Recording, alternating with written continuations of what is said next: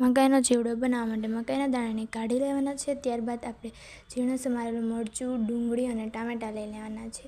ત્યારબાદ આપણે તેને વઘાર માટે રાઈ જીરું, મીઠો લીમડો, હળદર, ચટણી, મીઠું અને જીરું પાવડર લઈ લેવાનું છે। ત્યારબાદ એક કુકરમાં તેલ ગરમ કરી તેમાં આપણે રાઈ જીરું નાખી મીઠો લીમડો એડ કરવાનો છે। ત્યારબાદ આપણે તેમાં લીલા મરચાં અને ડુંગળીને સારી રીતે સાતળવાના છે।